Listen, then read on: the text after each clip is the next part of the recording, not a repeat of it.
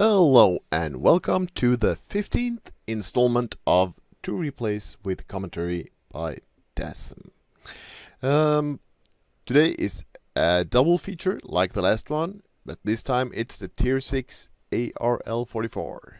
I'm lagging a bit behind on the French line. I chose to delay starting it until I had until the big rush was done, because back when they introduced the British TD line, it was the first and only time I followed the rush, and it was an absolute nightmare to me. I still remember battles with 7 2-pounders on each team and 7 Valentines, and it was a nightmare. Yeah, so I'm not following this new line rush anymore, and I have recently reached the ARL 44. And yeah, in this tank, I have to say, I did one battle with the stock turret, and then I free XP'd the other turret, because the stock turret is completely useless. But with the turret in place, I think I grinded the engine and free XP'd the tracks, and so the mobility is in place. Even with the stock gun, this tank is fantastic. It's borderline OP with the stock gun.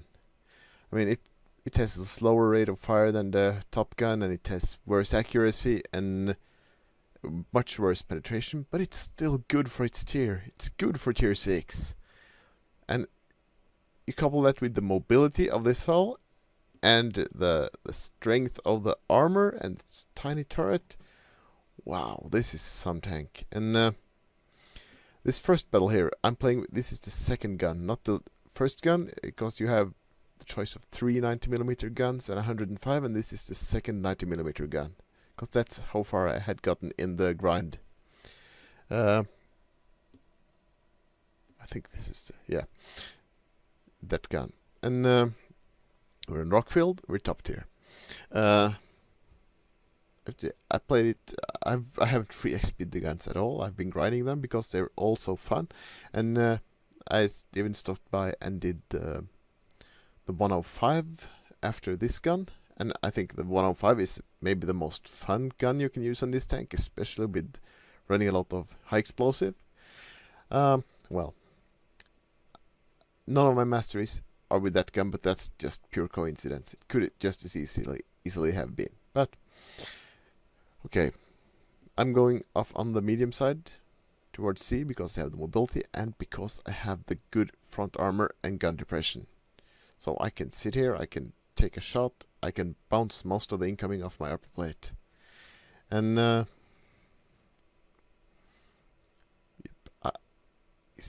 look how I'm bouncing. I take some damage, someone shot me in the tracks, that's my weak point. But still, I've put several 90mm rounds into these capping tanks, and we're not done yet. The Cromwell is dead. The Leopard. Look at this. This isn't really. This is the second least accurate gun you can have on this tank. No, of course 105 is worse, but it's not a very accurate gun, and still it hits. Accuracy on the movement looks very good, and I take out this guy's tracks several times, and then I take the rest of him. And this is what the tank does well. It's working corners. Front scraping around corners. You pull in and out, and people will try to hit you on the tracks, and they will hit your front plate instead, and that's all. Because at this angle, only the very best guns can go through the front of this tank, and by the very best guns I mean like guns like the Top Gun on the ARL 44. So because that is a gun with monster pen numbers for tier 6, and yeah, that was a poor aim. I'm ashamed of that. Oh, look at the doghouse. This is a disaster turret. It's a joke. It's like we're going to launch this tank, and they said that, oh shit, we made it way too OP, and we can't change any of the top things because we like them so much. What can we do? Okay, let's give it the stupidest stock turret that any tank has ever seen to balance it. I love it. Looking really great. I'd like to do a all ARL stock turret battle. Yep. Kill number 7. We've been working this side all the battle, and right at the end there's of course the rush of teammates coming to pick off the last surviving red, but yeah, we managed 3k damage, 3 kills, 1260 experience points. So that's the first mastery battle, and we're moving right on to the second. Oops. Pause it a bit because here we are in Himmelsdorf, and we are low tier. But this is with the top gun, the top 90mm gun. This was my first battle with the top 90mm gun, actually. And yeah, let's see how it goes.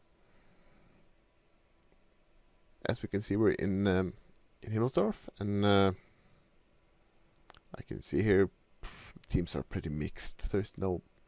We have 2 mediums. The Reds have, yeah, they have Panther and ARL. No big difference. So I'm writing. No, I'm not writing. I'm agreeing to go right. And as I have come to do in this tank, I'm pushing. I have over 2 average spots, which is insane for a heavy tank. But this tank has the mobility to get there, and it has the armor to survive it. So because I'm low tier here, I'm playing it a bit safe.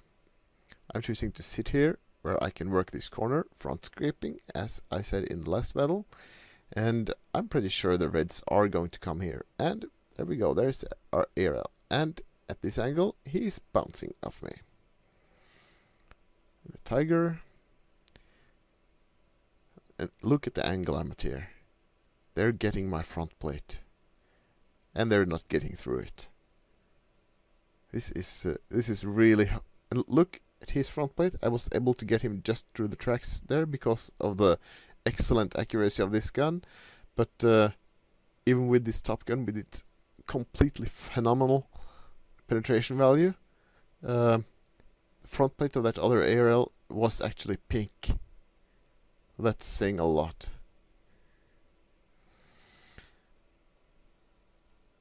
And I think it's time to start pushing a bit here. Aim a bit, and yeah, we get the soft spot around the corner.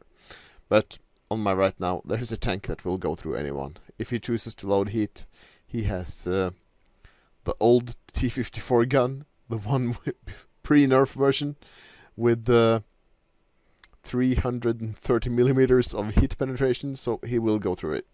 See, he was almost a one-shot, so I just bumped him to get his health down to a one-shot, and he's out of the way. There's the KB1S bouncing off me. You see, I'm not sitting still, I'm moving in, out, in, out. Keep moving. Don't give them a chance to hit my soft spots, because I do have some soft spots on the turret. To the sides of the gun mantlet. Coming around here. We're missing a shot. It was a hasty shot. But we're bouncing another one.